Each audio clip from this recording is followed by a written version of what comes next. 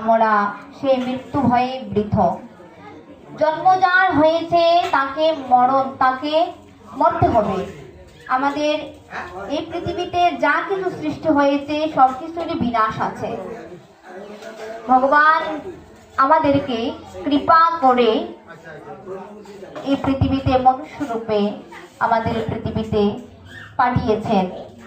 আর আমরা এই মনুষ্য জন্ম পেয়ে আমাদের মধ্যে ছিলেন, আজ উনি আর নেই। আজ ওনার আত্মার উদ্দেশ্যে, ওনার আত্মার মঙ্গলার্থে আমরা আজ কি করেছি, সেই শ্রাদ্ধ বাসরের আয়োজন করেছি। প্লাস এখানে কৃষ্ণ কথা, এই গীতার কথা, অর্থাৎ যে কথা শ্রবণ করালে আত্মার সৎ গতি হবে, মঙ্গল হবে, এই মঙ্গলের উদ্দেশ্যে আমরা এই দুপুর মধ্যাহ্ন সময়ে সকলে একত্রিত হয়েছি।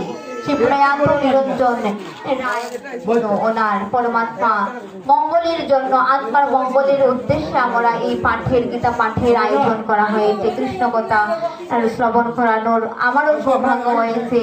আমিও আপনাদের মধ্যে আসার কোনো কথা নয় যে ভগবান কখন কাকে কোথায় নিয়ে যায় সে কেউ বলতে পারে। যে আমার কাকু আপনাদের তালই মশাই, উনি আমাকে বলছেন, আমার জেঠুকে বলছেন যে মাতাজি আপনি যেতে পারবেন ওখানে, যে যদি ভগবান যদি কৃপা করে।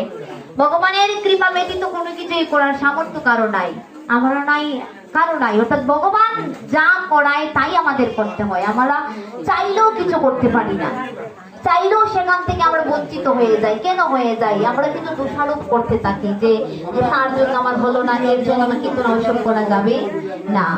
যা হচ্ছে ওনার ইশারাতেই হচ্ছে। বলছেন ভালো আর মন্দ, ভালোটাকে তুমি গ্রহণ করো আর মন্দটাকে ফেলে দাও।